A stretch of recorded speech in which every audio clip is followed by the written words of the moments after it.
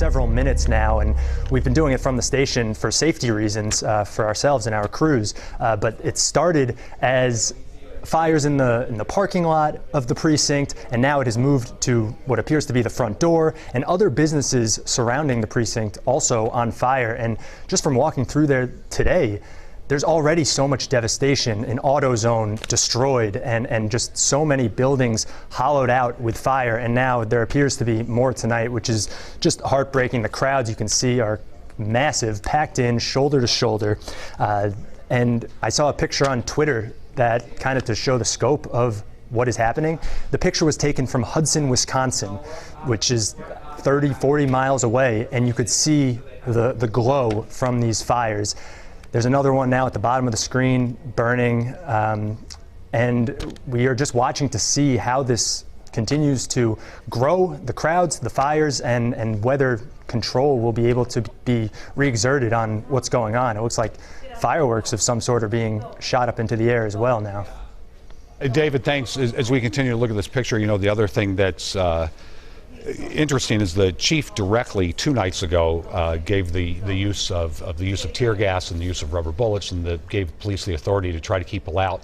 Once protesters broke into the parking lot of the 3rd precinct, and his reason was that he didn't want them to have access to the building because there are guns and live ammunition. He didn't want them to have access to the cars because the cars have guns and weapons and live ammunition as well.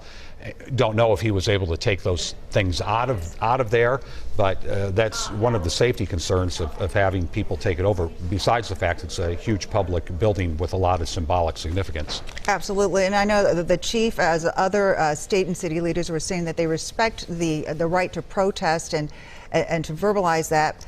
But once again, they said, please don't be violent or destructive. In fact, Governor Walz today declared a peacetime emergency in the city of Minneapolis, St. Paul, and the surrounding communities, and he did activate the National Guard. And there was a tweet that just went out that said that 500 National Guard members have been activated to Minneapolis and St. Paul. I got a tip call from someone today that said they saw a convoy of National Guard troops coming from Lester Prairie heading toward the Twin Cities. Can't say that they're the same group, but now that we have this word that 500 National Guard members have been activated, and it does take a while to get them organized and grouped, but as we've seen the last couple nights, the violence last night spread for 3 miles from the 3rd precinct all the way down Lake Street into the Uptown area and some places that were removed from this. So now that this has happened with the fire, we're not sure what's going to continue, how this might spread. Maybe it won't spread. Maybe the National Guard will come in.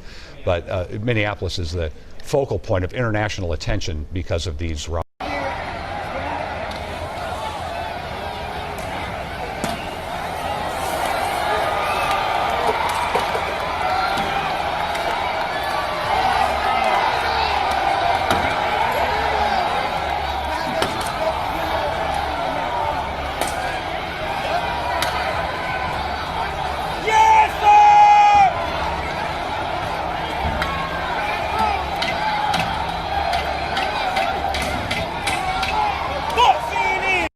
This is a bizarre scene for people who aren't used to this.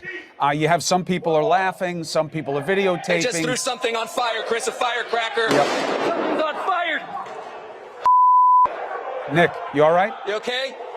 You okay? You okay, guys? You all right? Is everyone okay? You all right, William? Okay, we're okay. Our crew's okay. They just threw a firecracker in on us. What was that? Yeah, that was more than a firecracker, like one of those. Was that like a pretty powerful firecracker? It might have been a flashbang, Nick. Our heart pumping a little bit. It might have been a flashback. They may have gotten their hands on an undetonated flashbang that the police use, which does exactly what you just saw. Everybody's okay? Good gracious. They just put something else on fire. Everything is okay, but they've just set something else on fire outside, Chris.